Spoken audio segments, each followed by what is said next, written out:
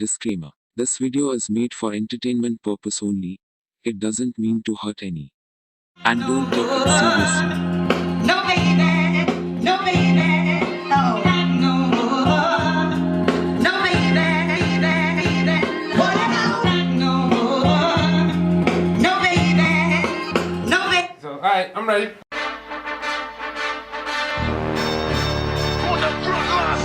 It's time to drop a shell on them. Yo, it's your boy G-Stroke, you already know what it is. I'm in the studio, now I mean chilling with my boy right here. You already know. You already know Newo Tha what Kidd, it man. is. You already know what time it is, And man. shout out to MC War. MC You already War, know what up? it is. Gonna ask some quick question. So what got you into making beats? You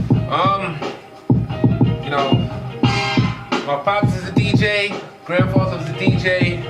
Nice. Have family that's in the industry on the reggae side. You know, then heard the Timberland record, Up Jumps the Boogie, that kind of kick started off, you know, but I was a drummer in church and all that good stuff as a kid, so, you know, just to, you know, That's dope. What's up? you know what I mean? It was good. Alright. So do you sample? Yeah, of course. So let's give you a little click with what I was just doing earlier. You know, I just took a Millie Jackson sample.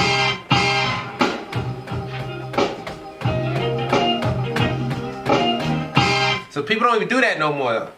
It's just click, click, click, click, click, and that's it. There's us producers that still work. You know what I'm saying? We actually do work. You know, I definitely do sample. I do original too, because, you know, originals, that's where the money's at.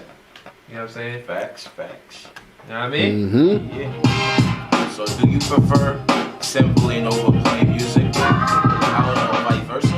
I mean, I can't even say that because I like doing both. You know what I'm saying? Because you're creative in both aspects. You know what I'm saying? Nobody really does this anymore, but it's still creative in itself. You know what I'm saying? Because when people do it, it's still appreciated. You know what I'm saying? The original music, it just forces you to be creative. You know what I'm saying? So I can't say either or. I do like both. So I won't pick either or. Yeah, I just come from the sampling background. That's all I used to know. You know what I'm saying? I mean, I was a drummer and all that good stuff, but sampling was what kind of hooked me. You know what I'm saying? You know, and Just Blaze being one of my biggest, you know. Just Blaze? You know what I mean? Just Blaze, shout out to Just Blaze, Steady Red. Alone I see, you know what I mean? So, you know, can't complain.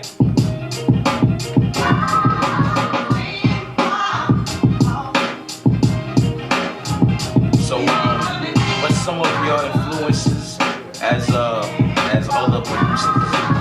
Definitely, you know, Timberland, Just Blaze, my dude Canal Finch. You know, anybody that's dope. Anybody that's dope is not just like that's completely different. Because if you different, that means I could jack you somehow. I could jack your style a little bit and adapt it and just say, all right, next. Like a ninja. You know what I mean? You know, ninjas, all they do is go to other people's stuff and just learn their stuff and then make it theirs. So, you know what I mean? So can't complain. So what got you into making beats? Like I said, you know, it really, like I said, I used to see my father DJ, like I said before, and, you know, listening to Timberland a lot, and then Just Blaze made it even more, because, you know, he took sampling, took what Primo and King Rock did, and put it on steroids, in my opinion. So, you know, I try to at least keep that art alive. You know what I'm saying? If I could keep that at least the sampling part of it alive, then I'm good. But you know, people say I got that G-Unit sound, people say I got that New York sound. Even with the trap music I made, it's not even really trap, so to speak. So I like to keep it that way. It's more like New York. So Yeah, just New York, but you know, overall, just trying to make sure, you know, I just want to make sure that everybody gets back to that creative lane. Like, yo, dude, you had to be nice. It was corny to sound like somebody else. Sure. No, no baby, no, no baby, no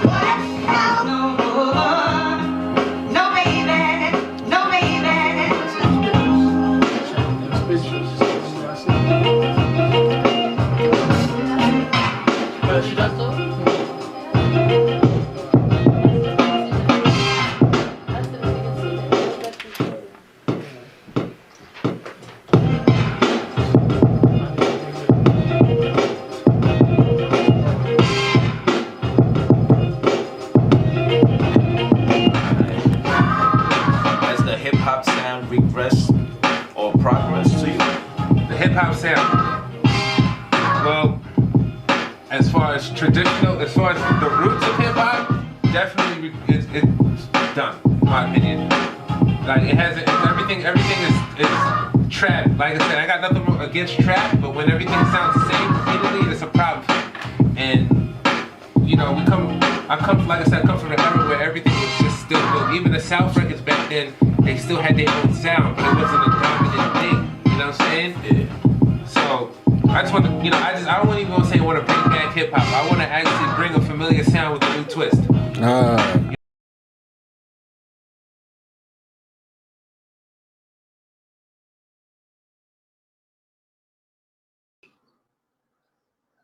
And acted a little sluggish. Appreciate your patience. If you could hear me in the background, good brother, give me 1 second. What's going on, gang? What's going on? It's your boy Phantom Fuego, PHANTM, his Ghetto. For those that know me on that vibe, I'm not gonna belabor the point. I got an amazing guest in the building today. I mean, there's so many ways to describe this brother that I'm not even going to try because I would make myself look foolish. But I'm gonna give a couple. Songwriter, music producer, manager, advisor, counsel to so many people in the industry, martial artist, self-defense coordinator and instructor, enthusiast of, you know, just positive productivity in people's lives, and just an overall really dope individual. I got Newo in the building with me, man, and I'm gonna let the brother continue to add himself flowers, because, you know, I'll be here all day if I try to list everything that I could possibly think of. First and foremost, thank you so much for popping out today, good brother. I know it's a day for the fan, and I really appreciate you taking the time out. I'm sorry, your mic is muted, bro. I can't hear you.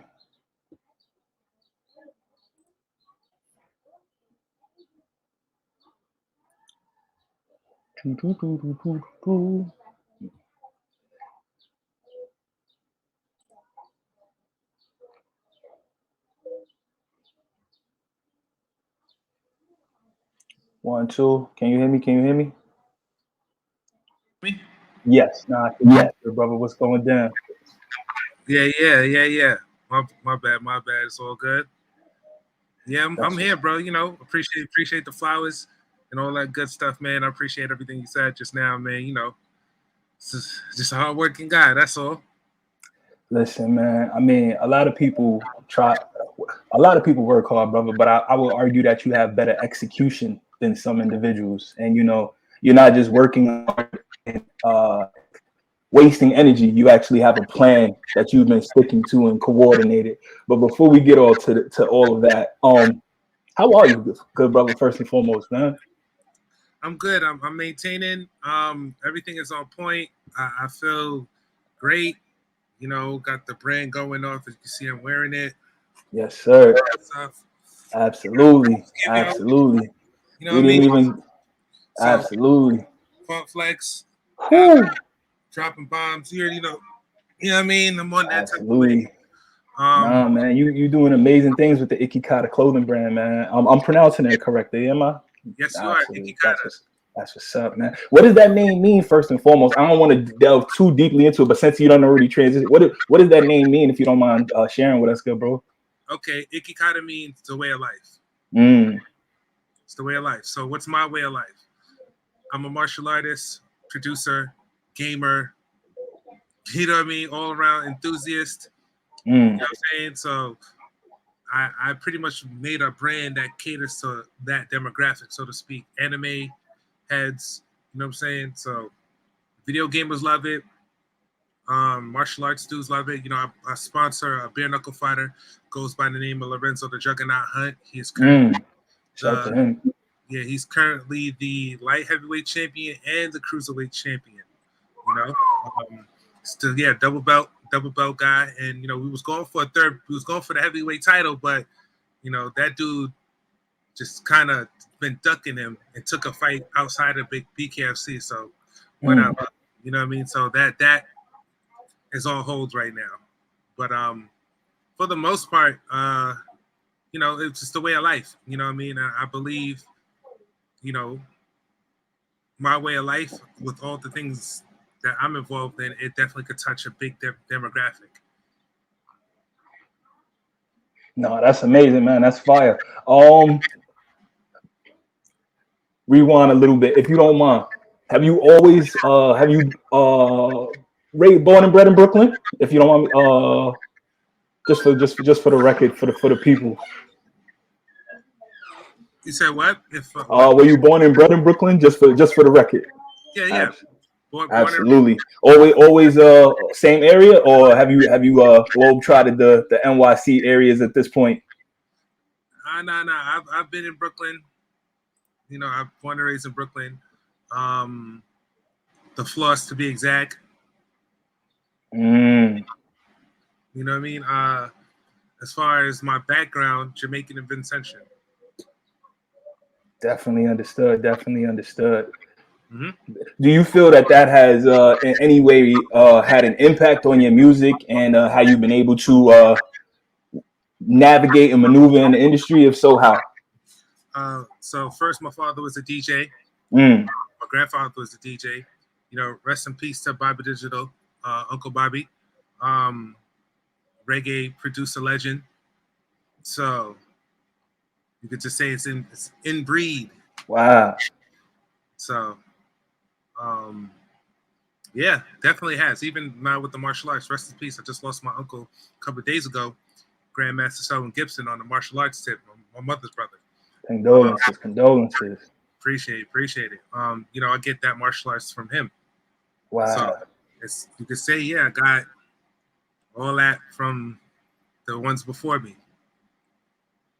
That is beautiful, man. That's definitely fire. Do you feel it is a weight or pressure on you to carry on such a mantle? Because I mean, you do an amazing job at it, good bro. No, you feel like Michael Jordan's kid sometimes, or like? I'm my own. Like I said, I'm my own path. You know what I mean? I'm my own way. Of course, you know, you have to give the respect, you know, that's due to the ones before you. But nah, definitely, I don't feel no pressure whatsoever. I mean, I love being under pressure because it just makes me want to do things and not stay stagnant. You know, the thing that we say in martial arts is movement is life, stagnation is death. So if you still, you dying. Definitely understood.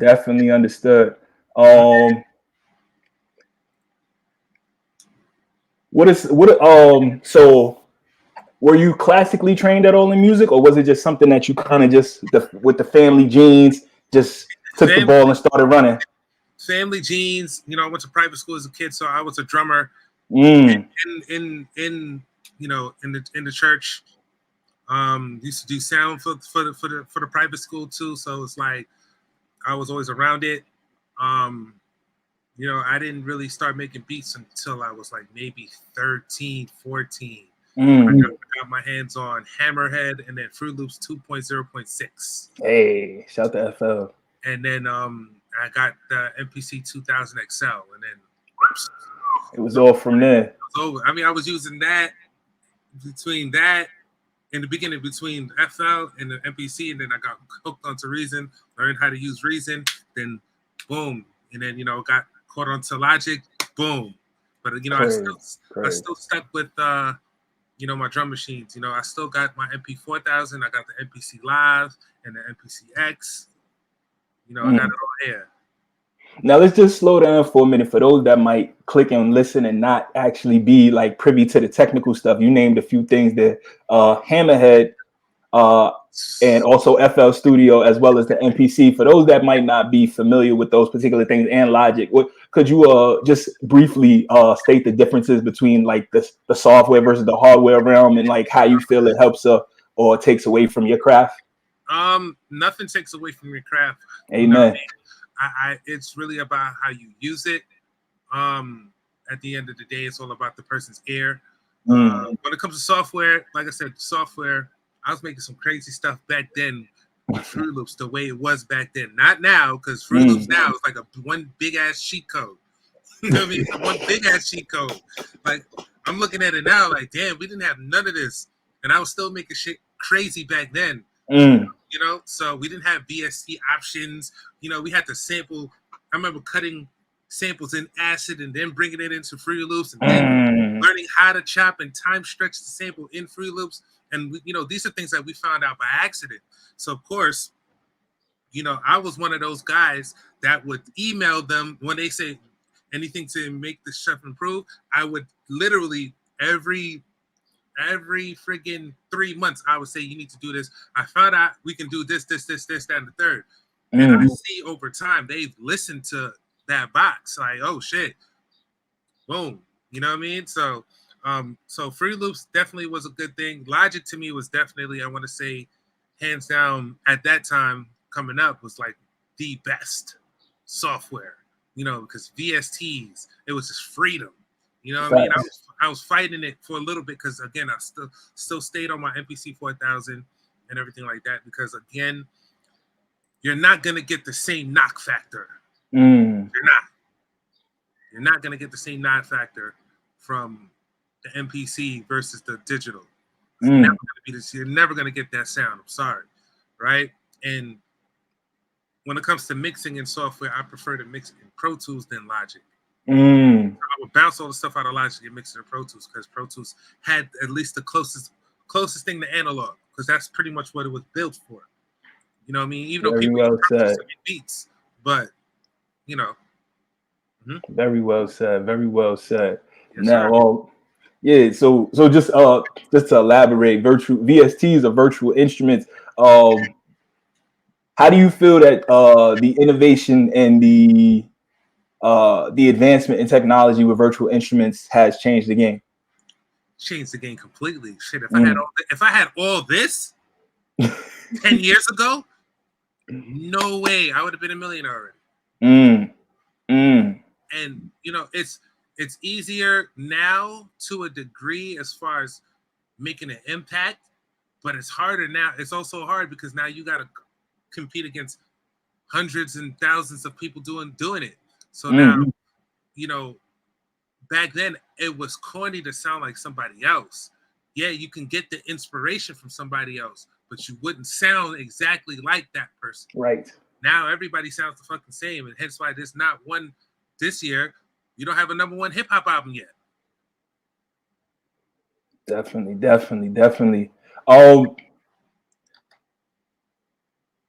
Do you think that AI is going to have the same type of impact as the origin of VSTs did, or not? Do you think it's going to be a detriment? Do you think it's going to be a help? What's your thoughts on the early interruptions that the software has created? I mean, AI, I believe, is going to take away the creativity from the person because you had to brainstorm. Back then, you had to really sit there and feel it. AI, there's no feeling, there's no soul in AI, right? It can help you with the chords and stuff like that, great. But you not playing itself, and it's not coming from a place of, pure emotion. Yeah, AI is just going to learn you. But remember, they just dropped some shit with Drake in The Weeknd on some AI shit. Yes. It sounded cool, but it still was missing something. So, and that's kind of dangerous too. That's very dangerous actually, because now it's like, now you're, again, AI in general to me is very dangerous. Why? Because now somebody can call, you had a child, if you have a son, somebody could call your son with your voice from AI mimicking and telling them to come outside, and that's how you can get snatched. That's the dangers of AI that I look at.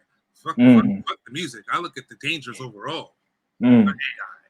And I think AI, like I said, it's a help, but it also could be a hurt. It could be a detriment, because I feel like people are already getting lazy with sample packs and all this other extra shit. People are getting very lazy to just create anymore. You know what I mean? People don't even play instruments no more. Sadly, it's very true. Do you think that eventually there will come a time where there will be some labels that will just completely have AI artists? No. Elaborate, please. Okay. They tried just now and it failed epically, and it just woke every other artist up. Period. And guess what? The masses are not gonna buy into it, knowing that's not a real person I can't really connect to. So when I go to a concert, am I just looking at the screen when I could just stay home? Mm. Can I actually get an autograph from an AI person? This is true. Perhaps on the blockchain you could.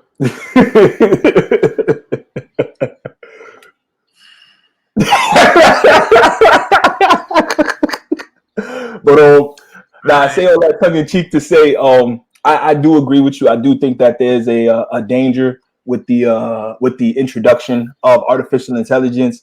I think when they put FM Mecca out there, I think that they were just testing the waters to see how people were going to react, because they got like 5 or 6 other ones in the chamber that they ain't really let nobody know about yet. But of course, people that's really in the know, keeping up with these things, know about those dudes. But guess what? But they know it's not gonna work now. They know it's not gonna work. And they can't afford to put no money into that right now. Right now, they can't afford to put no money into that. Definitely. Do you see it possibly could be like a long play though, like 10, 20 years down the road? Like, we as consumers, we probably wouldn't be into it, but the kiddies that's growing up now who don't really know the difference, do you think they would possibly tolerate such a thing if that's all they know growing up? Maybe, but and I always say it's our job as like the stewards. Absolutely. It's our job to make sure they know exactly what the hell's going on as far as music history. And again, look what's winning right now, right? And I always say this: women are really taking over, right? How long? How long do you really think they got? It's a good question. It's a very good question. Women hate on each other too, unless you're like a beehive. If you're not like a Beyonce or anything like that, yeah, it's not gonna. I don't see the longevity yet. We got Lola Brooke, we got Scarlett. You know what I mean? Okay, I'm waiting. Because now you gotta understand, you gotta actually make money sense. If you don't make money sense, what's the point? Very well said. Very well said. And on top of that, yeah, we know chicks buy records, but chicks, like, as much as they, as much as there's a attack on men, chicks still like dick. So they still want to see muscles. They still want to see all that stuff. They still want to see the bad guy. They still want to see all that.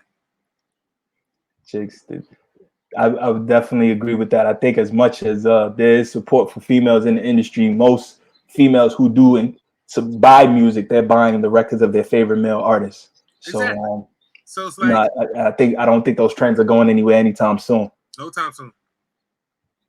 But I'm super glad, you are navigating this conversation beautifully right now. I'm in the building with Newo Tha Kidd. This is an amazing conversation.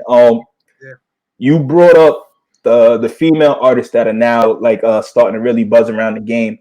Do you think that the drill scene and the energy of the drill scene and a lot of these female artists that's now getting looks because they are jumping into the drill wave, do you think there's a longevity to that, or do you think that eventually that's going to come crashing down and then the labels is going to have to figure something else out? Listen, when Pop died, drill died. Period. Rest in peace, Pop. Rest in peace to T. Rest in peace, Pop. Absolutely. Rest in peace to T. too. That was my guy. Facts.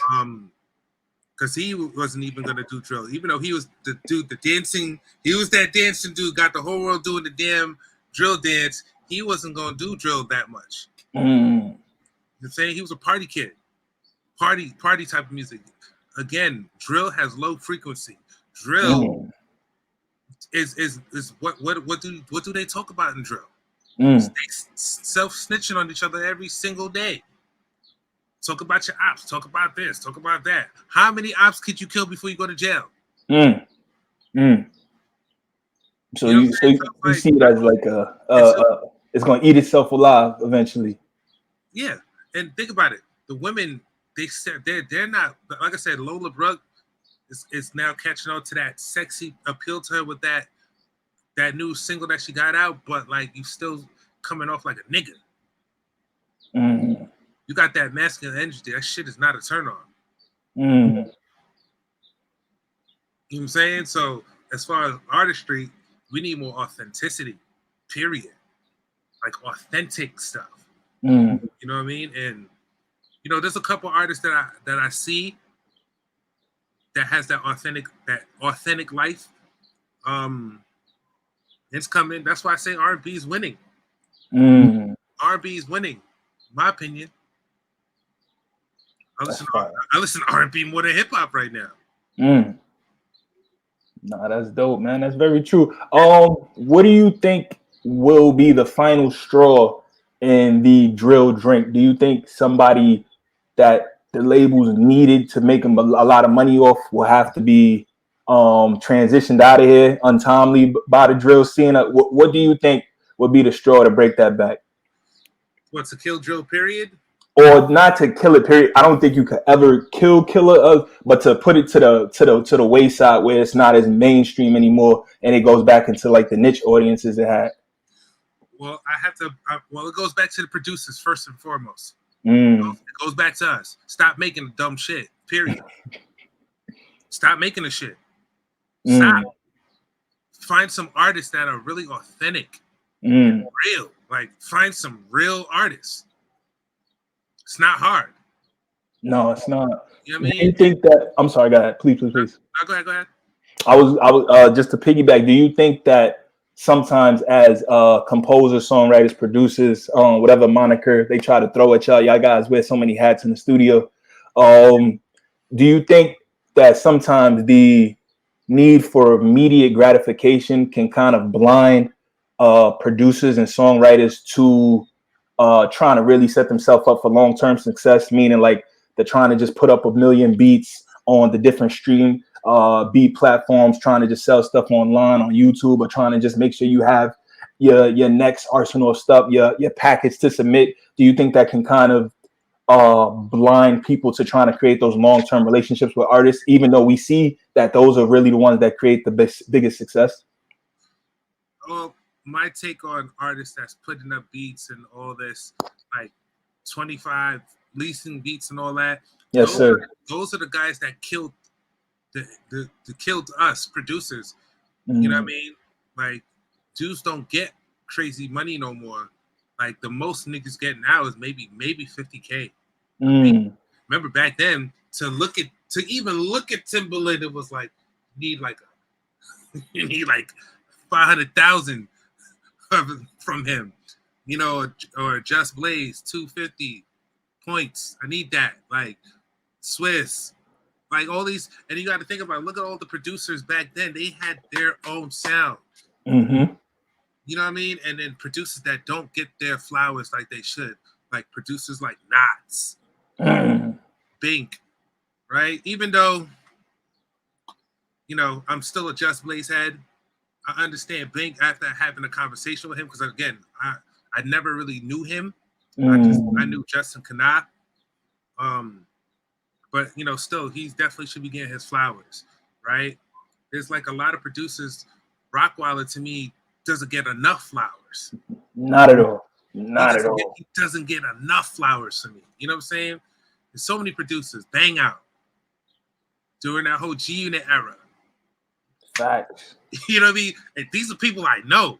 So it's like, as far as like getting, I want to say, like I said, the only way music is going to change is when producers take a step back, find out one artist, and come out with that artist with a new sound. That's it. Go back old school, bro. Find that artist, come up with a sound that caters to your sound, but also his, making a new sound, and then make sure you have records lined up that's not like that one that pops them, that blows them up, so that when people start to jump on that wave, you already hitting them with the next thing. Very well said. Very well said. Yeah. Do you think that the way society is set up right now, that level of patience is a rare thing to find, which is why those people who do it become the gems? All right, let's think about it. Got a lot of songs that blow up on TikTok, but they don't give a fuck about the artist. They just care about that song.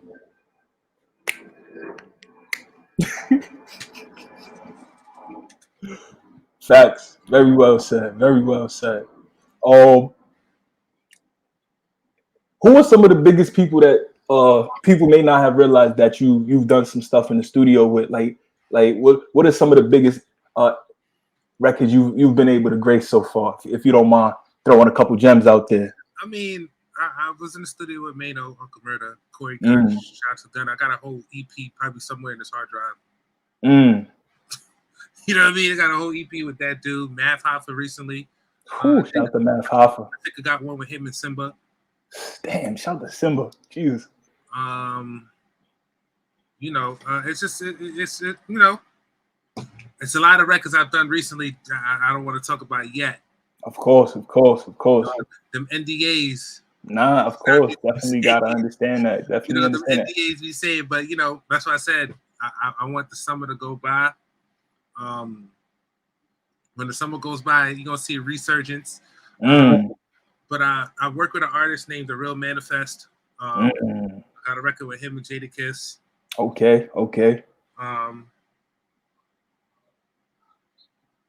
Got my boy Blackheart working with him too.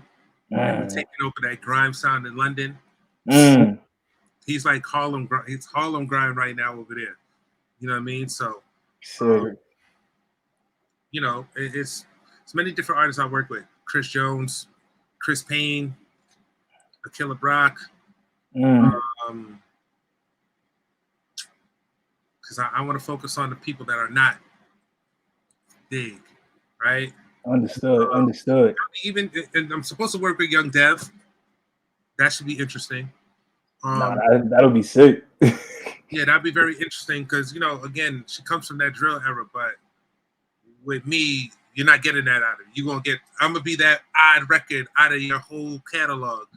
And shout out to Young Devin too. Actually, me and her manager. I don't know if she still manages her, but Shauna J, who's over at Atlantic, me and her was actually classmates at LIU together. So shout out to Shauna J and that whole Young Devin team.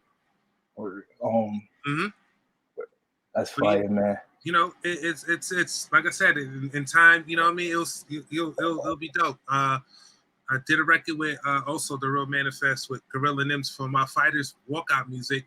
So we got records. You know what I'm saying? We got records. You just executing at the moment, and I love it, man. I love to see it, bro. Because every day you showing improving, man. And so there's not really anything else to ask for with that. If you could, before I get there, is there any genre that makes you the happiest to work on at the moment? I want to say probably, I don't know, the happiest.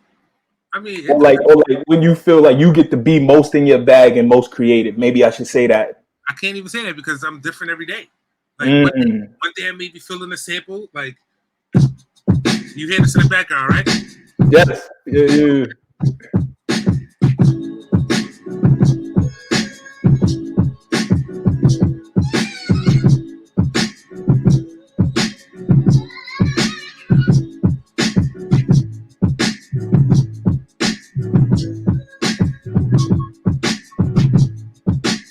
Mind you, I'm still doing this shit. I'm just not too long ago, right? That's on the MP.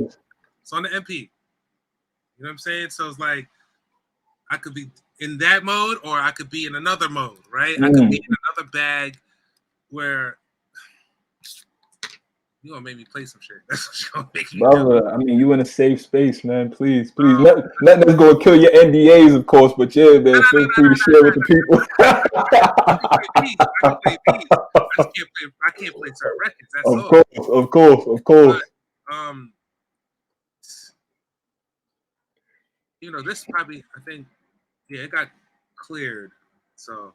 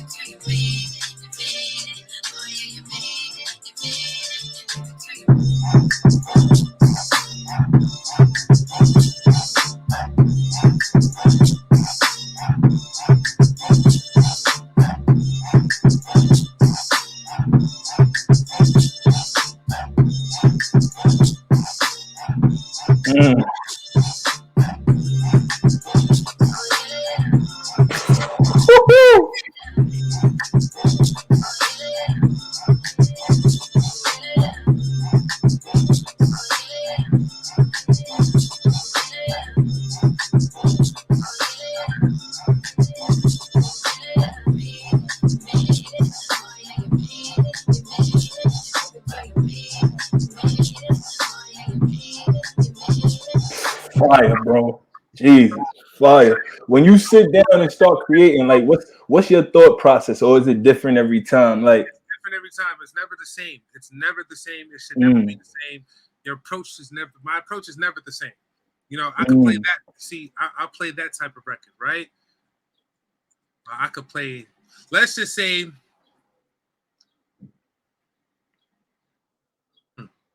Hold on. what creates such a zest and a love after so long of being in the game, and so long executing records, so long going to studio sessions, so long being in meetings? What continues to inspire you to have the love to say, you know what, next tomorrow I'm about to get up and do this shit again, and I actually love that? I mean, I wake up the studio in my house, Mm.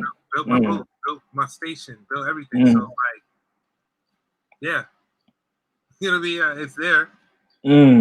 So I wake up to it every day.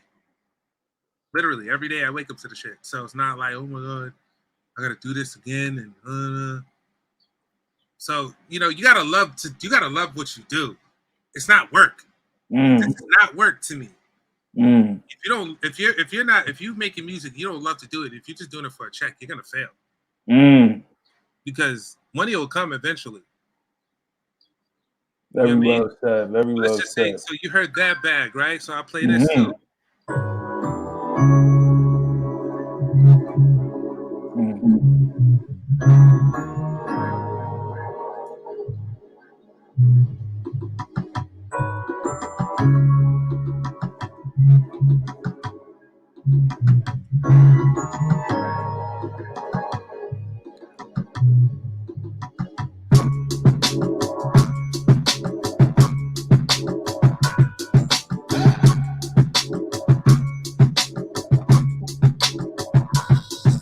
Okay. Okay, here we go.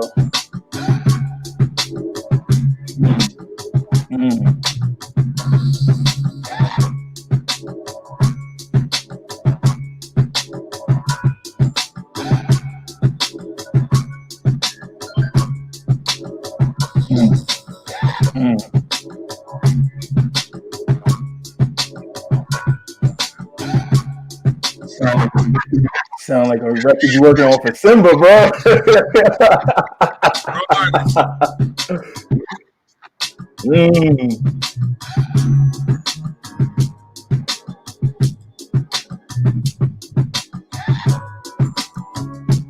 So I'll play a record like that, right? So you heard sample bass, you heard another sample, but on a different type of scale, right? And then I would come I come across with a dope pop record, right?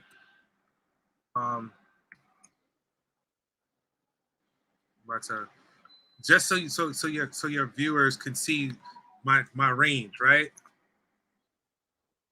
Absolutely, please, brother.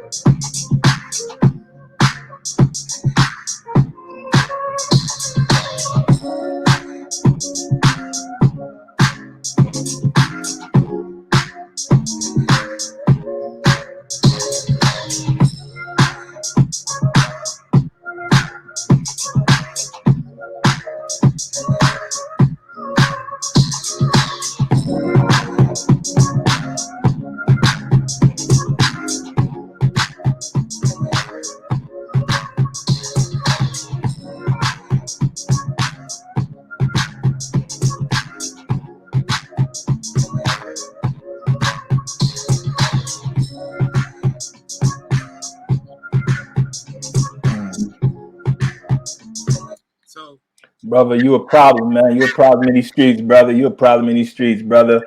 When you submit for our creative people that might be listening, like, do you always go to give a artist or the team that manages the artist the sound that they normally looking for, or do you be like, freak that, I'm giving you something I that don't you know. came to me for? I don't ever follow any. I don't follow none of that. Why? Because if you know where to get it, why are you asking me to do it? So if I could vibe with the artists in the studio, like with Math and Simba and then Benny and then all these other people, bro, like when you in the studio with these people and you play beats, you get an idea where their head is at. Like it's better that way. You know, Now, when you say Benny, the Butcher, yeah. hey, are you at liberty to discuss anything about that situation, or we got to kind of let that simmer? I mean, it's in the works. That's all I can say. It's in the works. Shout out to my bro Champ from My Expert Opinion. You know, he's the one that made that happen, and he's making a lot of other things happen. You know what I'm saying? Yeah. That's all I'm gonna say. Yeah, shout out to the My Expert Opinion podcast in particular, and everybody that be over there be dope. It's a lot of love that goes on over there. They working hard. That's amazing. First and foremost, bro. I look forward to that, and I'm sure anybody who's a fan of dope music, who's a fan of people trying to continue to bring out the highest form and the highest quality of the art, and a fan of authenticity is going to look forward to those records. And I hope, you know what I mean, two hands clasped, that all manifests in short order. You know what I'm saying? And we all get to hear that across the airwaves. Let me real quick share my screen, brother. I would love to get your perspective on a couple news stories that's going on in the music world right now. Just as somebody who's very well seasoned on multiple aspects of the game from a creative and a business perspective, and then we could transition to talk about some iKikata if you don't mind. That's fine. Very dope. Hold on one second. Share my screen. Thank you. See, let me know if you can see this article.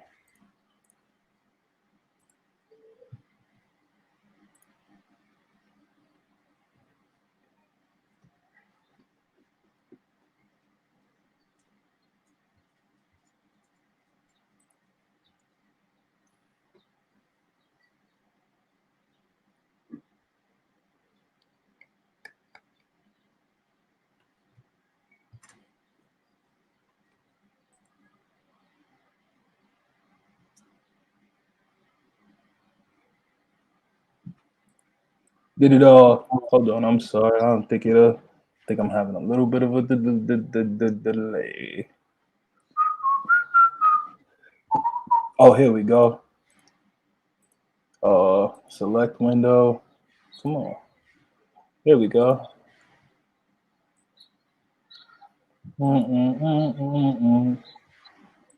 There we go.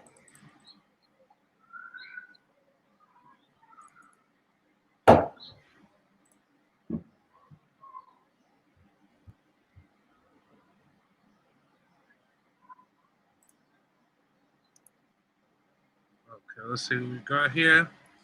All right, cool. So I don't know if you can see it from Digital Music News. Leading economist blames Beyonce for raising inflation, rising or rate. Well, it says raising, but you know you can read it rising if you wanted to. Inflation in Sweden. Yeah. Shout out to Ashley King. She does a lot of dope work over there at Digital Music News. So a leading dance bank economist estimates that Beyonce's Renaissance tour launching in Stockholm contributed to Sweden's rising inflation. I'll read a little bit and then love for you to give me some feedback, just what you're thinking off the top. Beyonce's fans flocking to Sweden's capital city sent hotel prices soaring. And economist Michael Grand is calling it a Beyonce blip. Oh, and economist Michael Grand is calling it a Beyonce blip, or the Beyonce blip. He estimates that the global superstars tour contributed around 0.2% of the 0.2% to the country's inflation. According to the Swedish government, the country's inflation was 9.7% in May, falling from 10.5% the month before. Economists at FactSec expected inflation to drop 9.2% to drop to 9.2% last month, meaning it dropped about half a percentage point. But stats in Sweden said the hotel and restaurant prices rose 3.3% as opposed to dropping 0.5%. So that was a swing like 3.8% in the other direction. This is very rare, said Graham. Basically, her fans vacuumed hotels around Stockholm with a radius of some 40 miles, leading to increased hotel prices. Beyonce probably had an effect on hotel prices in Stockholm the week she performed, added Carl Martinsson, a price statistician at Statistics Sweden, noting that the star's effect on hotel prices that week should not have had such a significant impact, but it did. Yeah, so what's your thoughts, brother? Shouts to Digital Music News once again. And I mean, at the end of the day, I don't. She only performed there for a week. Then you mean to tell me her being there 1 week? No. What it is, guys got greedy because they know people from all over the world was gonna flock to buy hotels and all the tickets so they can go see her. Let's talk. So technically, them restaurants that week might have made so much money that could last them the next 3 months. Come on. But whatever. The whole world is I'm a conspiracy theorist to a degree. I connect dots that shouldn't be connected. So, again, I don't believe that. Think it's just all hype to sell a particular agenda. Yeah, basically. But go ahead, boy. So, for the most part, I don't believe that. I don't believe it. Not for a bit. No. Absolutely, definitely understood. I would say this, man. Like, I do know that when you have a big artist who's a big brand go to a particular city, their name and their cachet is definitely going to increase the business in the community. And of course, you're going to have some people, some restaurants, some people selling t-shirts who going to throw an extra 5, 10, 20% on stuff. It's Beyonce. I mean, come on, let's be honest. They do that for LeBron when LeBron come to town for the finals. They're not going to do it for Beyonce. Come on. I mean, so of course that probably affected people's, how much people had to pay for stuff. But to say her alone is the reason, I would argue Ticketmaster was probably more the reason, because the tickets was probably really $50, but by the time the tickets got to the show, it was probably $500.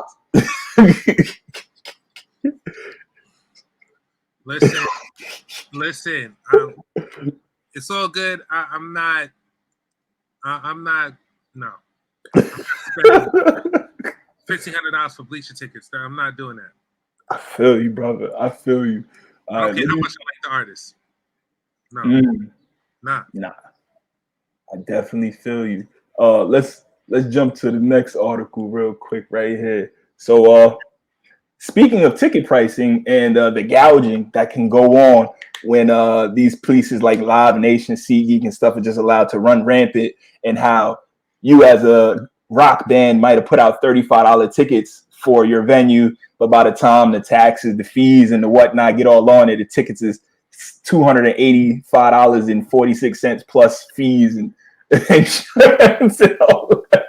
So, and you ain't even getting good seats. But so the White House announces all-in pricing commitments for Live Nation, Ticketmaster, SeatGeek, and others. Shout to Dylan Smith, also over at Digital Music News. So about 7 months after the president promised to crack down on live entertainment tickets, hidden junk fees, representatives from Live Nation, Dice, SeatGeek, and other companies are convening at the White House to announce or reiterate their respective commitments to quote-unquote all-in upfront pricing.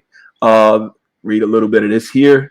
The White House formally announced the meeting with execs and outlined the representative companies' efforts to do away with hidden ticket charges. Sure. This morning, a live stream for the event is scheduled to begin at 10:45 Pacific Standard Time. This was June 15th. Back in December, on exactly the same day that Live Nation posted its Q3 2022 financials, the president in a tweet called out quote-unquote hidden junk fees like processing fees on concert tickets. Not long before the thinly veiled swipe at Live Nation and its Ticketmaster subsidiary, which have continued to post strong financials this year, President Biden had delivered a speech announcing an overarching campaign against allegedly deceptive banking, airline, resort, and credit card fees. Literally, the shit we were just talking about. And And in spite of the initiative, and in spite of the initiative as well as the focus on event tickets, Live Nation execs made clear that they weren't concerned with a potential pivot to all-in pricing. Live Nation is not having it. To quote, "We don't believe there will be any impact whatsoever if there was a nationwide mandate for all-in pricing," Live Nation president and CFO Joe Burchard spelled out in November before facing a bipartisan congressional grilling to kick off 2023. And I'll just read this last part here. Nah.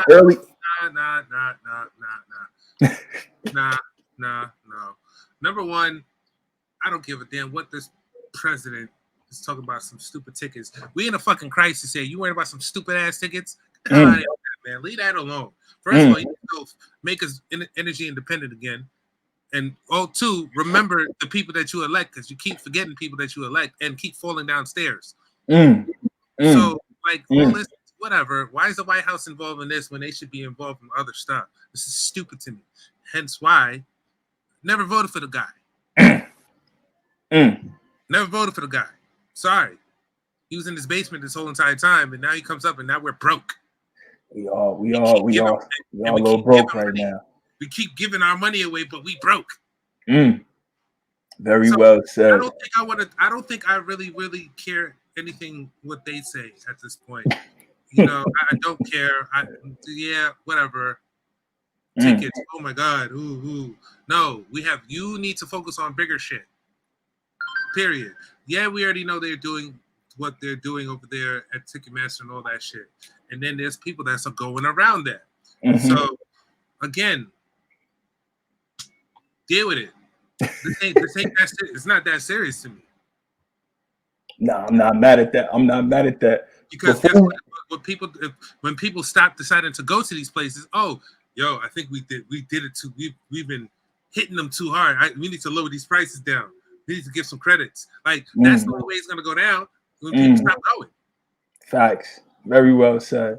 Very well said. But I don't see that happening. I think they could keep raising the prices, and I don't think people will stop going because people love the music.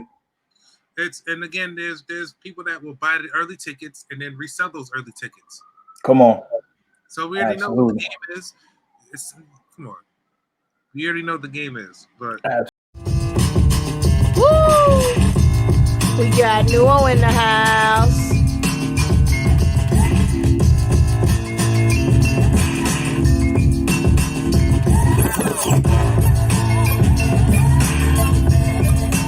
What's up, Chris? All right, I'm hungry.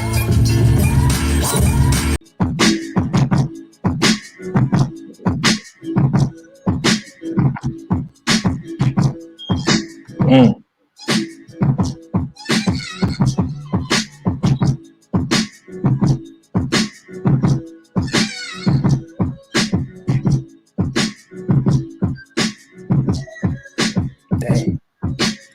you know that's something. Yeah. Tough, very tough, brother. Yeah, man.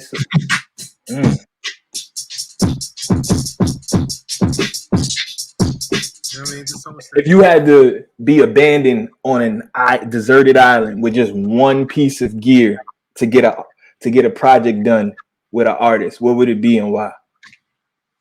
I don't know. That's a really tough one. One piece of gear. Yeah, one piece of gear that you could crank out the project on with you and this artist. Y'all got all the food y'all need. The only thing is you will only have this one piece of gear. A laptop and a keyboard, because then I could record the album as I'm producing it. Just need Logic. All the stuff I have in this laptop. I'm good. I could make anything. I would prefer to have like a couple beats from the drum machines, definitely. It's just what it is. Like everything hits different.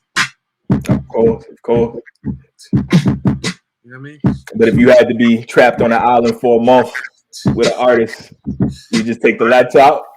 Yeah, just take the laptop, bro. Just take the laptop with my MIDI keyboard. I'm good. And you're good to go. Yeah, I'm right. Y'all gonna come back. Y'all gonna roll back on the boat with a couple bangers. Definitely. I like it. I like it. I like it. If you don't mind, bro, let's transition over to your entrepreneurial spirit. So lately you ventured out and you've taken your talents for creativity and for entrepreneurship, and you've made this amazing clothing line, bro. What initially inspired it? Was it just the love of martial arts and wanting to bring like a different side to the fashion and the martial arts world and blend them? Or like what was your thought process? I actually just wanted to have my own karate gis, which I do have. Right, it started with karate gis. I do remember seeing you say that. Yeah. Karate gis first, and then shout out to my homegirl, Karis, who I used to talk to way back. Consider an ex, but I don't like to say ex. Super talented, and I'm gonna help her with her stuff. She got a thing called 90s drip, so I can't wait to help her venture off into that. But my brand is more, like I said, it's martial arts based. It has different types of thing. Because this drawing wasn't done by her; it was something else. But the other one I just showed you with Margin Boo and all that, mind you, that was actually done on my birthday. Wow, beautiful. So, yeah, it again, and then once I started to fuck it, I just want some anime shit, my own hip hop anime-ish, like want to make it hip hop-ish. You know what I'm saying? How can I do mashups that make sense? You know what I mean? It's all about the mashups that make sense. And certain characters I will never touch because it's hard to get around. So the certain characters I won't touch, but then like I said, there's certain things I will take a chance and do. So, now, do you think that comes from you always being a producer and seeing how you can blend things together that may not always the standard individual might not see how those things could blend, but you being as a person who's always found a way to blend things? To a degree, but then I'm taking a page from Iceberg from what they used to be. Shouts to Iceberg. But they weren't as creative as I thought they would have been. All they did was just put a character and that was it. It was like, all right, cool, but there's no meaning behind it. Wow. So meaning, it was, I still got a couple of my Iceberg sweaters and shirts still. You look at them, they're dope, but it's like, all right, it doesn't really mean anything. It's just a character. Okay, I could have just did it myself. Right. You know what I mean? So when the art that I do has a meaning. Since when did you ever see Alvin freestyle Hot 97 when Flex holding bombs being shot? That's a fact. That's a fact. I don't see that. Like even today when I went out, we took my pops to IHOP. This guy stopped me with the outfit. Salute for that too, man. For that amazing thing as well. They was like, "Yo, that dude came up to me, yo, I like that." I was like, "Yo, thank you. It's my brand." He go, "Word, I should really get your information." This and third. I was like, "All right, cool." I'm my own promoter, so when you wear certain things at certain events, and people try to figure out, yo, where'd you get that? Like, the word of mouth is going to be forever be the best marketing ever. Like without question. When people see it, like, yo, I can't find it. I see the gram, but it's like, damn, it's exclusive. You know what I mean? So I pride myself on it being exclusive. No, that's fire, man. It's not for everybody. That's very dope, man. It sounds like your business mind and your ability to create has very smoothly transitioned over into this new venture, man. I see not only a level of excitement and enthusiasm when you talk about it, but the stuff is just high quality. Like you could look at it, you could see it's high quality stitching, high quality fabrics, very high quality print and design. What made you decide to not cut corners with your brand and want it to be that level of excellence? Man, because there's so many ways you could have tried to cheat code it and took the easy route. Like there is no, to be honest with you, when you're going into the entrepreneur stuff, you're gonna make a lot of mistakes, dude. I came up with all this stuff when I had COVID. Sit down in bed, like damn, drawing my first gi.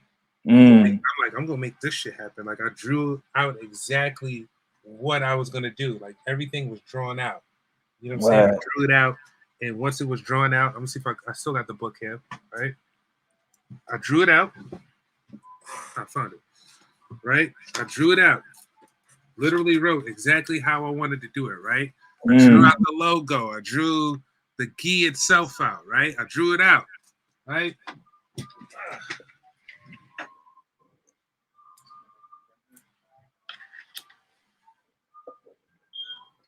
Drew it out. Got my gis. Got the Fire. got it the way I wanted it. You know what I'm saying? Very nice. So did it. You know, I believe people need to just start writing all their stuff out. Whatever it is you're gonna do, just write it out first, and you gotta like know you're gonna do it. I knew this was gonna happen. Just like how even when I met my my bro Lorenzo, when I told him, look, when I first met him at the MMA fight in Florida, and dude, I was one of the sponsors for the MMA fight, so I ran in a ring. I was like, yeah, I was wearing my shit, so I was like, I bet. And I was like, yo, bet. I said, yo, if you get a title fight, I'm gonna put you on the billboard. He's like, I bet. 4 or 5 months later, yo, that title fight's coming up. I bet. Boom. The week of, it was up there. Tagged him in it. He's like, yo, that's crazy. Then we've been cool ever since. He won the fight, brought the belts up, posed right in front of it. You know what I'm saying? So it's like, you know, you gotta, whatever you say you're gonna do, you gotta do it. You gotta believe you're gonna do it. Come on. Believing is like the essential part of everything that you're gonna do. You gotta believe you see it already, even if you don't see it right now. You just gotta see it and know, like, yeah, it's gonna happen. Even like, let's take it even further back, right? Remember what I did in Best Buy? Bodied it. For those that don't know, my man Newo, right? So this dude is so ingenuitive. This dude literally set up a whole beat battle in the middle of the fucking mall. Pardon my French, but he set up a whole beat battle in the middle of the mall, bro. He had everybody come out. It was so insane in the event. I had never seen nothing like it. The fact that they just gave you carte blanche and the trust to just let you do what you do, and you brought all these tastemakers to the venue. But well, how first of all did you even execute all of that? And then you ended up doing it again. And then you did it again. Did it twice, right? You got to understand, right? I took a risk. I said, look, if I even told my GM at the time, you know, you got certain managers I was hating, but my GM just believed in what I was doing. She believed in me, period. Because I remember I built a whole studio in the store and sold the studio itself. Facts. So when I was able to show people, you can have this in your crib. Dude, one time I made this guy max out his Best Buy card for like 15 grand. Because he just saw the setup and he wanted the setup. He just didn't know how to go about it. 15 grand. TVs, MacBook Pros. He bought a Phantom. And then he bought a tractor. Then he brought Pro Tools. He bought a Blue Reactor mic. He just bought mad shit. And then there was stuff that we had on the website. You know, Best Buy used to sell the Control 24. You had to order that shit though. I did not know that. Back then, yeah, we did. So we ordered that too. Did a .com for that too. Crazy. I mean, bro, like it almost sounds like that movie as Angels in the Outfield shit where they say if you build it, they will come. Like, because you had the architect idea to put it all into fruition for people. You made it easy for them to see it manifest. Yeah, like exactly. So, and then when I did the beat battle, right? Gibson Pro Audio invited me. When I did it the second time, they invited me to the headquarters because, you know, they bought it. They invited me to an event. I met DJ Premier because, you know, they gave me all. Remember, the second time I did it, all the companies sent me. Yeah. They sent it to me. Samsung sent me a TV. You know, KRK, they sent me the speakers. Native Instruments sent me, and they were like, yo, you did this before? How come we didn't know about this? Now, if the old CEO didn't get caught up in that scandal, right? I could have saved that department because he came down and was trying to figure out. Y'all did a lot of money in that day. What the hell was going on there? How come y'all closed so late? Because, you know, we didn't leave till like 11:30. You know, Amazing, man. Amazing. still closed at 9 o'clock. Mm-hmm. You know what I'm saying? So, you know, had he not getting caught up in that scandal, or whatever, you know, we was gonna do the beat battle even 10 times bigger. Because remember, there was only 4 musical instruments in the city. You had Bronx, Union Square, Flushing, and Brooklyn. Right. So what we were gonna do, and we was in talks, you know, before, you know, Best Buy Theater, you know, these had the Best Buy Theater in the city. So what we were gonna do, because I already had spoken to people at Samsung, people at Gibson Pro Audio, spoke to a couple of celebrities, spoke to Just at that time, Jay Hatch at that time. Like, Shout out to Jay Hatch, man. Yeah, he just did the R&B playlist the other night. Shout out to him. And I'm part of his I'm part of his Made by Forest team. I'm one of the producers under them. Sicko. But you know, we was gonna do the best of the boroughs. We was gonna take the top 4 winners. Yeah, I remember you was talking about that. And then we was gonna use the Best Buy Theater. It was gonna make it big. I said, listen, and you know, they was like, so how can we make money? I said, well, we can charge people to come to the show. And I said, I could talk to the mainstream producers. At the time, Just would have done it, was just gonna do it. Illmind was gonna do it. You know, all he asked was like, yo, just send me like 300, 200, because you know, whatever. Just throw me a little something. I don't even care, but just throw me something. I was gonna throw everybody something. I would have had a budget just for them. I'm like, yo, I would have said, just give me a $10,000 budget, two for like, come on with it. And you know, it would have been big because then I would have had the companies that were sponsoring it to fit the bill to do the marketing. But then guess what? They had their own digital billboard, so I would have been already. It would have been in the city already. Crazy. People would have just looked at it, and then you know the producer community. You know how fast shit's going. Of course. Yeah, you gotta be there. I got so and so in the building. Y'all gotta pop out. And you know, at the time, you know, the theater's whole season said, yo, to sell it for like $20, bro. I said, yo, it will sell out. So when they saw the whole plan, I was like, yeah.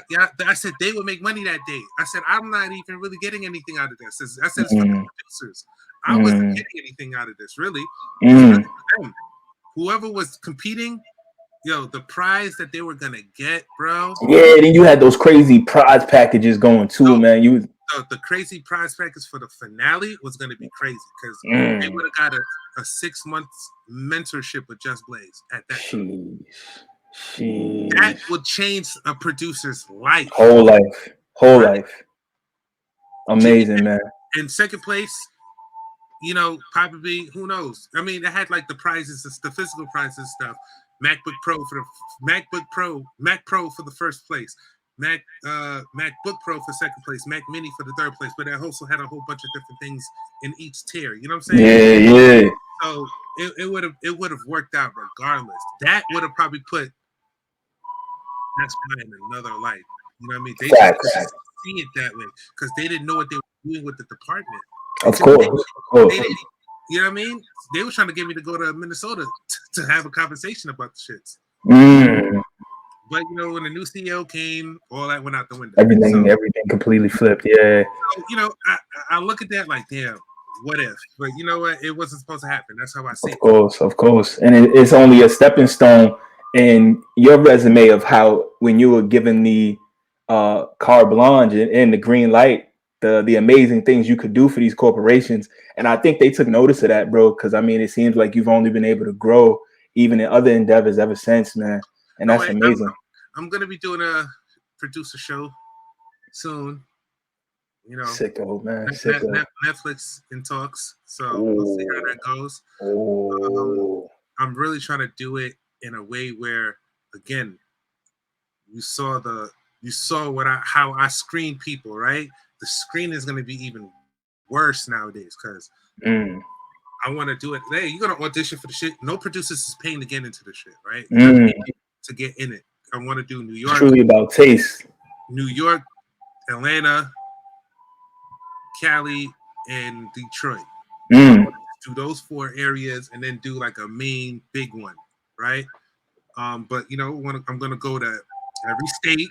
You know what I mean? I'm just in the process of trying to figure out the filming and everything like that, and sponsors, getting the sponsors and all that. But to give you an idea, we're gonna go to every state and we're gonna take the top, producers in the state, Make them do what it do. and we're gonna make it really, really like I need people to really understand what a battle is. Mm. Here's the thing. You got to bring your machines out, right? Because if you make it to the semifinals, you will be given a sample to flip, and you got You gotta craft it on the spot. I like it. I like it. minutes. Mm. And then you make it to the finals, crowd is gonna pick a sample for you. Mm. Mm. So guess what? It's gonna be I crazy. have no control of this. You can't say it was me. Nah, that's beautiful. No. That leaves it impartial. The crowd had to decide. Tastemakers, facts. They had the button. Mm. I like it. I like it. So 60% of the crowd said you need to flip this. Boom, boom. We'll listen to the whole song one time, and then we'll have it loaded up on flash drives or whatever.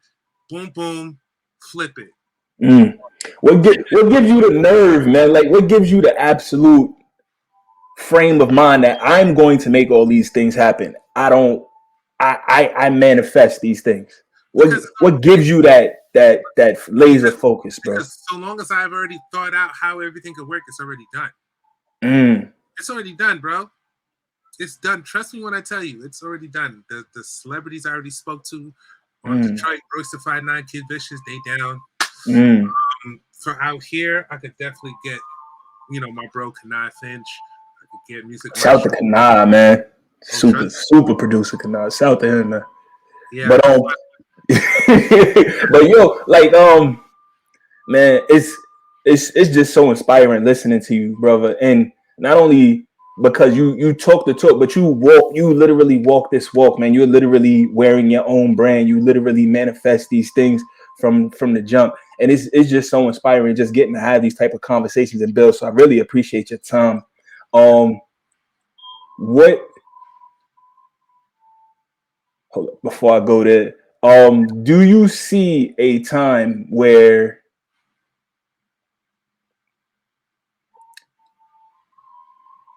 the producers will ever get fully the credit they deserve?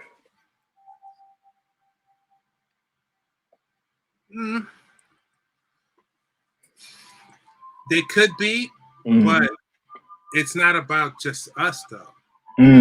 What you mean by that? Elaborate, please. It's really about the artist. You know what I mean? We produce the artist. It's our job to make the artist hot. Producing, so long as our name is still in the credits and all that, who cares? You know what I mean? I'm not an artist. I'm not an artist. I don't really care. I don't really care for the. I would like the notoriety amongst my peers. I don't care for like Timbaland. He was an artist too, but he was more known as a producer. But I don't really care for all that. We shouldn't. It's all about the artist. So long as we keep the artist hot, we have a job. We have a fun job at that. But where do you get such a level of humility, even with being such a rock star yourself? Man, listen, man, we all human. We all bleed the same blood. Ain't nothing different about the next person, man. Except that other person may have more money than us. That's about it. And you gotta understand, there's a lot of people with so much money and they freaking miserable. So money and everything, even it just helps to sustain a lifestyle that you want. But you also gotta have discipline too. Speaking of discipline, man, thank you. Such a beautiful transition. You yourself are a person who's practiced martial arts for lots of years, man. And I know you're saying it's in the family business. But again, I take it to the Jordan's kids analogy, or even LeBron's kids, because Lil Bronny to me, he just do it because he feel like he have to. He don't do it because he really have a love for it. But I feel you have a love for it because there's been times when you. Listen, I genuinely do this martial arts shit for real. You know what I mean? It's just, again, my uncle is just happy that I'm the one person in the family that loves it as much as he does. He knows. He sees me on the mat. You see the videos, me doing techniques, throwing. Yes, sir. Yes, sir. They, again, you see me in my element. I actually have fun. I make it look easy, and it is what it is. You gotta love that too. You gotta love that. So it's like, yeah. Absolutely, because that's not for the faint of heart, especially as you continue to advance on. So but it can be so relieving and so freeing Yeah. to know that you can take care of yourself, and not only yourself but those that you love. But that walk ain't for everybody. That's some hot sand. Actually, the walk could be for everybody. It's just, are you disciplined enough to take that walk? Anybody can do martial arts. We had a in the system guy, brother Moore, Shodan Moore. Now he became a black belt at 74. So there is no There's there no is no age. excuse. There's no Obviously, age. There's no obviously, the test is not going to be as intense as this is on me onto him, but even it's still intense at his age. Of To be course, age paid, appropriate intensity. Yeah. you know what I mean? And again, he still was going for it. Mm-hmm. You know what I'm Nah, saying? that's beautiful. So like, nah, I don't want to hear that. Like Mm. the oldest teachers is damn near 70, and they're still going strong. Like Facts. you know Facts. what I mean? Like, nah, I don't want to hear Facts. that. I don't want to hear that. Amen to that, man. That's beautiful. Do you feel that I think I know the answer to this, but let me throw it out there anyway, because I think I've seen you mention this before in the past. Do you think that more of our sisters should take it upon themselves to learn self-defense and take the defense of themselves into their own hands? Absolutely. Hence why I hope to get back into teaching the self-defense classes every month for women. Shout out to my instructor Kiyoshi Basai. We normally do like women's self-defense in like public school, like public libraries some Saturdays and stuff like that, and we try to do like a free self-defense course or whatever. I remember before COVID, we was doing it every month. We have workshops.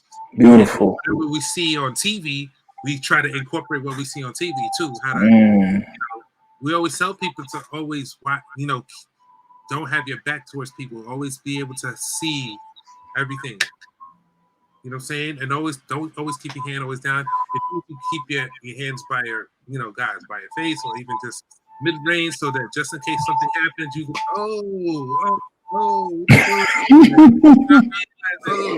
I can't. Rake the eyes, slap the eyes, hit to the throat, something. You know what I mean? So you can get out the way. Absolutely. Nah, man, I'm a big proponent of that. I try to tell that to the sisters all the time. Like, I'm a big proponent in every single sister out here knowing some level of self-defense. Because yes, the brothers are here for protection when we on our right frame of mind. Those brothers anyway. But sisters, a lot of sisters, they work late night shifts being nurses and doctors, and so they on their grind and they hustle. And those moments where there can't be a gentleman there for you in your best interest, please, sisters, take heed this advice. Yeah, definitely. I definitely, and the stuff that we teach the women to show no mercy. You should never put your hands on you. Should have crossed the street. Amen. So yes, sir. So if he can't have kids no more, that's not your problem. He should have never touched you. If he can't see no more, that's not your problem. Not your issue. And because the sisters have such a big heart, I know those are things you really have to emphasize in your class. No. We show them. I'll never forget one time this one girl came to one of our workshops and told us a situation, what happened to her. And I was horrified. I said, oh shit. And like to reenact it to try to see exactly how she could have got out of it. My God. And she felt, you know what I mean? When you hear stuff, you're like, what happened? You know what I mean? That kind of bothers you. It does. Do you feel that could even be argued as a better form of therapy, because not only are you helping them relive the trauma, but you're empowering them with techniques so that couldn't happen again? Definitely. You have to face everything that bothers you. At some point, you got to face it. Because not dealing with it is still dealing with it, because that means you're still running from it. Come on. It's still there. Come on. How long before it catches up to you again, and then you relive the trauma? Just deal with it one time. Well said, man. That's absolutely amazing, man. Please keep me informed when your next one is. I definitely would love to plug the sisters into your workshops, because I know they're gonna get they soul right and their hands is gonna be sharp. Don't worry, man. I mean, like I said, there's some few things I'm working on, and then once I could do certain things, and then we could hopefully get the spot that's not too far in the hood. And then, me teacher, we could set up shop again in the hood this time because I used to go all the way to Brownsville. Now I'm trying to get some in that hood, so you know. What you was doing it at the Brick? No, we had a spot not too far from what's that? Fulton between Rockaway and Thomas Boylan. We had a. Oh, okay. You was right there by King Vaughn's Park, right? Mm-hmm. That's what's up, man. Vaughn King Park. I'm saying King Vaughn. Vaughn King Park. Yeah, so that's beautiful, man. Trying to get some closer to the hood over on this side. You know, it's gonna happen. I already see it happening. So that's fire, man. That's excellent, man. Trying to figure out certain details and stuff. But once I know those, then I'll be able to know how to move. But we definitely gonna make one happen over here. No, I think that's excellent, man, and I'm sure the sisters will look forward to it because especially with a lot of the rules and regulations here in the tri-state area, they very much limit you from being able to use let's just say accessories in your self-defense. So to turn your hands and your feet and your person into to your best form of defense, I think is the most beautiful thing. Like I said, there's things that women carry. I would tell them what it is. There's things women can carry, and you hit somebody in the nose, it'll break. It don't really look like a weapon, so to speak. That's fire. That's fire. That's fire. And I'm sure they really appreciate the fact that they can get blessed with all that invaluable information, even if it's just once a month, man, because those jewels could save a life. You know what I'm saying? Even if it ain't one of the people that go to the class, if they share it with their friend, you never know what type of complete umbrella or web of outreach stuff like that could have. I'm sure I'm preaching to the choir, man, and I really respect that, bro. Definitely, man. I mean, it is what it is. It is what it is. So I always tell people just know that if there's something that bothers you, it's something that you need to deal with, just deal with it. No matter how hard and just understand, no matter how hard it is or how hard it gets, just know that you're gonna make it. Are you officially a black belt now? Like, what's your formal title? If I'm not being too personal, deadliest man on the planet. In my current system, Kuroshido, I'm not a black belt in this current system. I have a black belt under Grandmaster Solomon Quick. It was funny because he saw me training, and then I fought his black belts. He gave me an honorary black belt. At the time, I was a purple belt. Wow, amazing, man. Very amazing, man. He felt the need to do that, and and I got the certificate and everything there. But when I get this black belt, who knows? It could be this year. It should be at the end of the year. Now that if COVID didn't happen, I would have probably been on my second. I would have been sensei rank at this point if COVID didn't happen. Because COVID slowed everything down. Of course, slowed the whole world for a second. But just the fact that you got the stick-to-itiveness, brother, to even after those hurdles keep going. I mean, that says a lot about your character, brother. Yeah, I'm probably gonna be the next one. I'm the next one out of in the system to go for black, which is fine. I just know it's gonna be a lonely ass day. All my dojo brothers have been waiting for that day. They all want to beat me up. Hey man, that's love. That's love, though. I have no idea what the test is like, and I don't. It's brutal. I can't even imagine. I'm gonna tell you that test is brutal. I saw it because I had to fight my dojo brother like 3 times. And he was all tired, and I'm all fresh. And just like, damn. And I'm like, all right, bro, if you don't make these hits look like they're hitting you, I'm gonna have to really hurt you, bro. And of course, they figured out what was going on. No, you better hit him. Damn, bro, I'm sorry. Spinning back kick to the stomach, he went down. And it's a mental thing. It's all a mental thing at the end of the day. Of course, it's a test of your will. Are you gonna give up or are you gonna stay down? Don't matter how tired you are, just get the hell up and fight. Keep on going. You know what I mean? There's a whole bunch of things you got to do before you get there. That's fire, bro. That's amazing, man. I wish you nothing but luck with that, bro. But I think your love for that is going to get you where you need to go. Yeah, definitely. And when I get it, I'll be wearing my uncle's black belt. bringing it full circle and saluting to the tradition. I like it. I like it. That's fire. I'll be wearing his. Mm, Just so that's something I always have of him on me. So that's amazing. That's really fly, bro. Yo, before you go, I would love to here. Let me share real quick and take it to. We spoke about it briefly in bits, but like just an actual perspective on one political point, if you don't mind, good brother. I mean, you know, politics. You know, if you follow me on my gram, you see I don't care. I know it can. I know you can get I spicy with say it. it out there. I know you can get spicy with it. So, Representative Marjorie Taylor Greene introduces articles of impeachment against President Biden. I could talk about that. Yeah. Please, bro. Hey, let me just read. Let me give it a little bit of backup, and then I'm gonna let the thing kill it. From CBS News, Representative Marjorie Taylor Greene, Republican from Georgia, on Thursday introduced articles of impeachment against President Joe Biden over his handling of the migrant crossings along the U.S.-Mexico border. Greene accused Biden of abusing his power by endangering the security of the United States and thwarting the will of Congress, according to the articles. To quote, Joe Biden has deliberately compromised our national security by refusing to enforce immigration laws and secure our border, allowed 6 million illegals from over 160 countries to invade ours, deprived our border patrol of the necessary resources and policies sufficient to protect our land, and his administration has willfully refused to maintain operational control as required by law.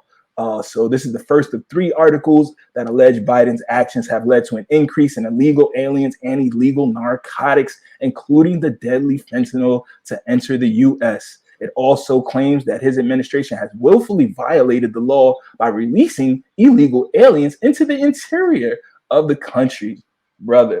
Hold up, before you add to that, just to piggyback. So that was in May, and now in June, Representative Lauren Boebert jumped onto that, and she has also filed impeachment articles against President Biden. So the Colorado Republican introduced 2 articles herself of impeachment, accusing Mr. Biden of what the heck? Oh, shout out to IBM. Accusing Mr. Biden of abuse of power and dereliction of duty for facilitating the largest surge of illegal immigrants in the U.S. Brother, your thoughts? So now we have 2 Republican senators filing impeachment documents against the president. Let's take it to this, right? See how they get in Trump for having classified documents? Yes, sir.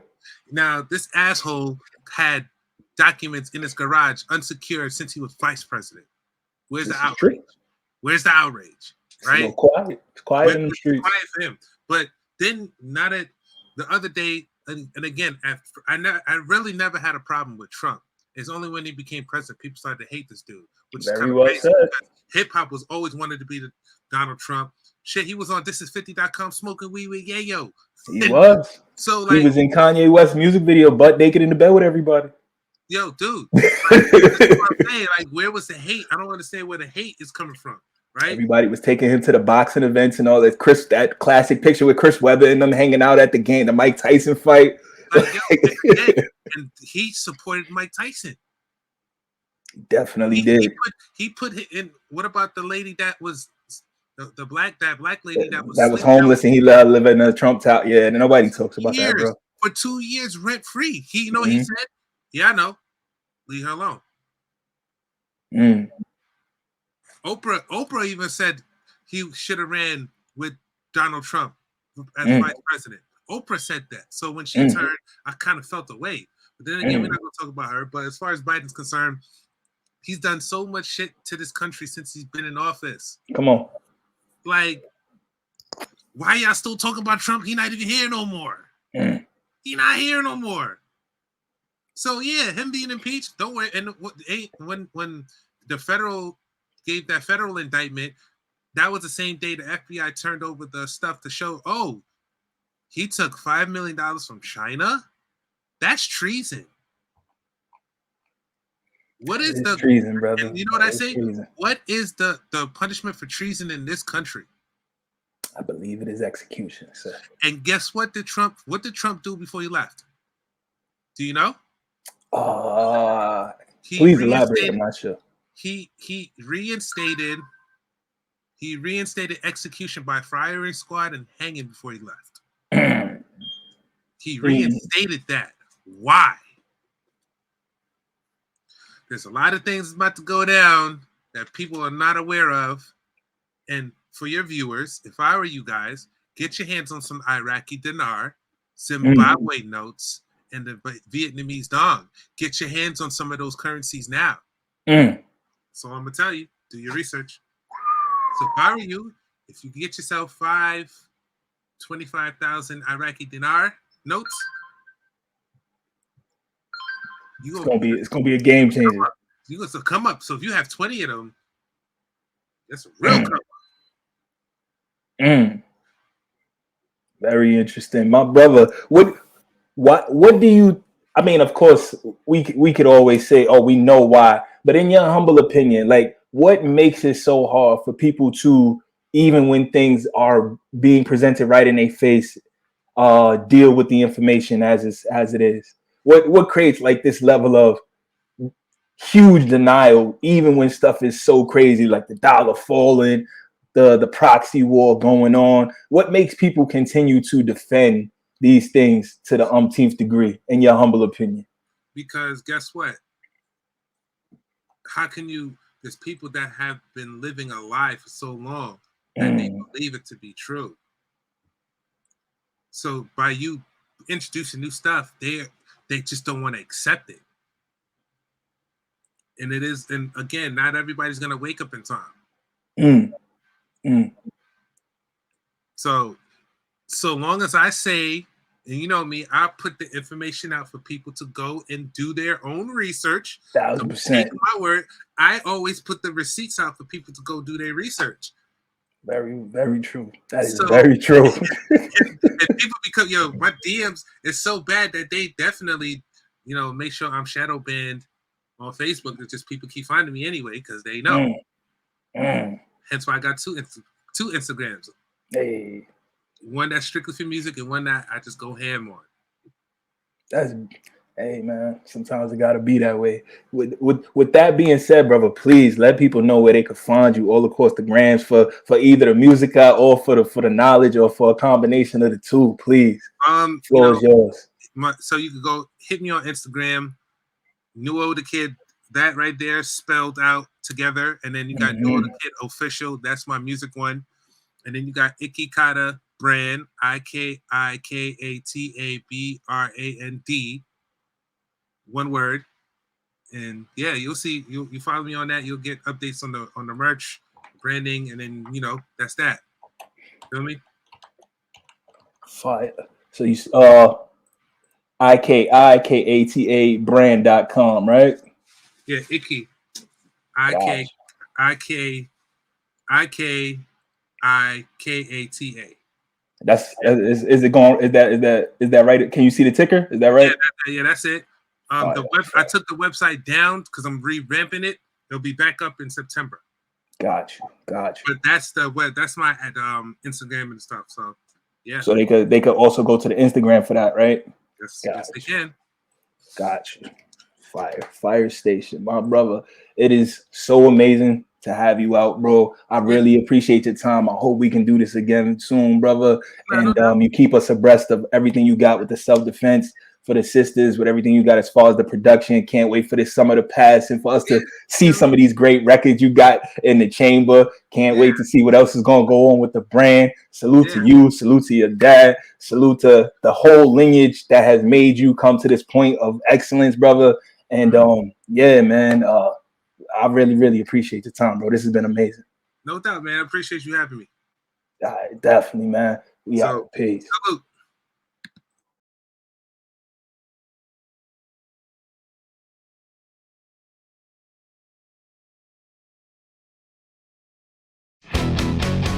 All the people with the backwards attitude, pointing fingers, and that's a bad excuse for sitting on your ass when you complain. It's two things that you